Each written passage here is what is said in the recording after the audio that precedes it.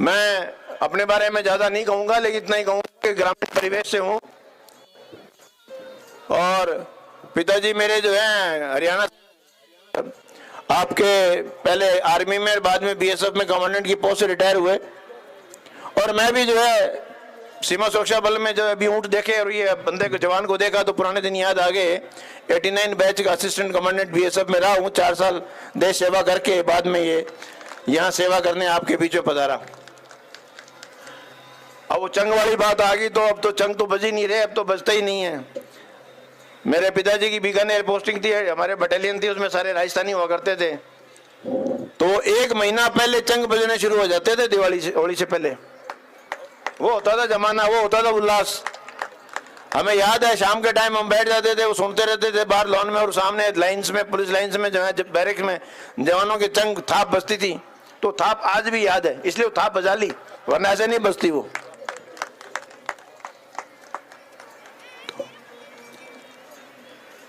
आप सब यहाँ पधारे, मैं ज्यादा समय नहीं लूंगा। हमारा एक सड़क सुरक्षा सप्ताह चल रहा है, सप्ताह क्या महीना चल रहा है, इस बार उसको लंबा कर दिया। पुलिस अधिकारी होने के नाते, एक सामाजिक प्राणी होने के नाते, एक मौजूद व्यक्ति होने के नाते मुझे बड़ा दुख होता है कि हम हमारे बनाए हुए कानून की अवहेलना करने में शान समझते हैं। ये आप लोगों ने ही बनवाए हैं कानून, आपके जो एमपीज बैठे हैं पार्लियामेंट में, वो आपके बिहाफ पे काम करते हैं। और कोई फर्क नहीं पड़ता कि मैं धारा 304 लगाऊं, 304A लगाऊं, 302 लगाऊं, लेकिन एक्सीडेंट में जिस घर का मौजूद व्यक्ति खत्म हो जाता है, वो पीड़ा केवल वो परिवार ही समझ सकता है। तो ये जो कानून बने, इन कानून की पालना करने का दायित्व आपका है। मैं सड़क पे खड़ा होके क्यों मैं आपको रोकूं और क्यों टोकूं कि आप हेलमेट लगाइए?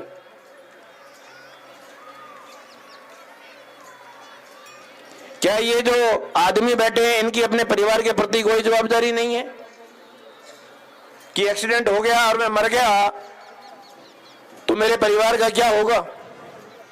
ये जो माताएं बैठी हैं, क्या इनकी जवाबदारी नहीं है कि अपने पति को, अपने बेटे को घर से बाहर निकलते वक्त उसको हेलमेट लगवाने के लिए कहें? ये जो बच्चियां बैठी हैं, ये भाई बैठे हैं, क्या इनके अपने प्रति, परिवार के प्रति जवाबदारी नहीं है क्या? जागरूक बनिए, जवाबदार बनिए अपने आप को और सुरक्षित चलिए। एक ये बीमारी और आ गई है, पता नहीं किसकी दुनिया लूट रही है, लंका लूट रही है। टेलीफोन, मोबाइल क्लेम लगाए हुआ चल रहा है मोटरसाइकिल पे और चाह रहा है, उसको पता ही नहीं मैं कहां चल रहा हूं।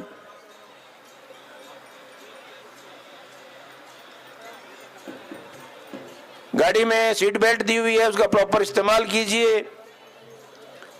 हेलमेट के बारे में हमारी बहुत बड़ी भ्रांति है कि साहब हाईवे पे एक्सीडेंट होते हैं, हाईवे पे हेलमेट वाला नहीं मरता, बहुत कम मरते हैं। ये अपनी जो देसी गलियां हैं ना शहर की, इन गलियों में सबसे ज्यादा एक्सीडेंट होते हैं। हम कई बार रोकते हैं, टोकते हैं तो कहे साहब बस भूल गए साहब। अरे भैया तू तो भूल गए, वो यमराज कौन भूल रहा है? बेटा माफी कौन? वो सेकंड चांस नहीं देता कभी भी किसी को। अटे जानो साहब, और दुकान में थोड़े गए हो सर भाइयों, गया की तो गारंटी आएगी, गारंटी को नहीं भाई।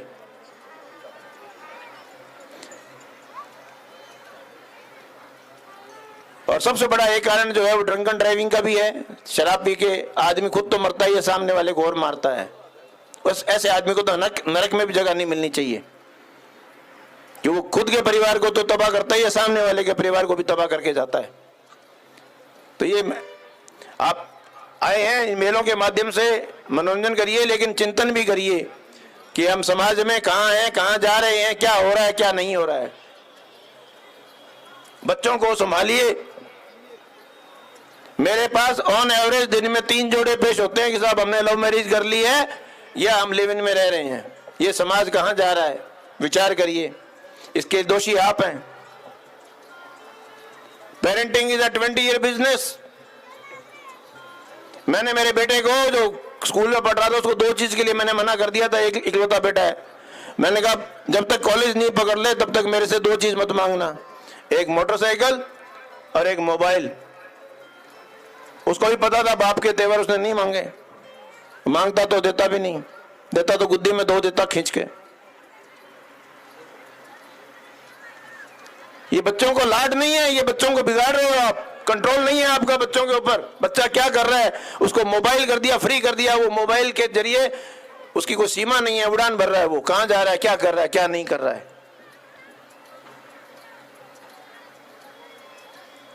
बहुत दुख होता है जब मैं देखता हूं, और फिर माँ बाप हमारे पास पेश होते हैं और रोते हैं कि साहब एक बार बच्ची से मिलवा दीजिए, और बच्ची कहती है मैं मिलना नहीं चाहती। जिस साल 18 साल उस घर में रही हुई बच्ची अपनी माँ से मिलने से मना कर देती है। ये समाज है हमारा, ये हमने बच्चों को प्यार दिया है, ये लाड पाल किया है हमने, ये हमने बच्चों में कॉन्फिडेंस जनरेट किया है, ये बच्चों की हमने परवरिश की है। चेत जाइए बीबी, आप जागिए, चेतिए, बच्चों के दोस्त बनिए, बच्चों को उनके सुख दुख में, उनके हर चीज में उनको शामिल करिए। कुछ बातें मेरे मन में आई थी समाज के नाते, एक अधिकारी के नाते, एक मुखिया के नाते, मैं जो देख रहा हूं हो रहा है, इसलिए मैंने अपने उद्गार प्रकट किए। आप इस में आए हैं, उत्सव में, उत्सव मनाइए, जीवन एक उत्सव होना चाहिए। अपनी परंपराओं को जीवित रखिए, परंपराएं अच्छी हैं, लेकिन जो एक बात बताई वो परंपरा में अगर गलत है तो उसको हम प्रदर्शन नहीं कर सकते। आज मारवाड़ में मनवार है अफीम की, इसका मतलब नहीं हमें अफीम घोल के बैठ जाएं। समाज में मान्यता हो सकती है, लेकिन इलीगल है। अगर स्मोकिंग इलीगल है, हुक्का इलीगल है, तो इलीगल है, उसको प्रदर्शित नहीं कर सकते हम किसी भी आड़ में गलत काम को पॉजिटिव पेश नहीं कर सकते, और करना भी नहीं चाहिए। गलत ही रहेगा। नशा गलत है तो है, उसको किसी भी रूप में हम सही नहीं ठहरा सकते।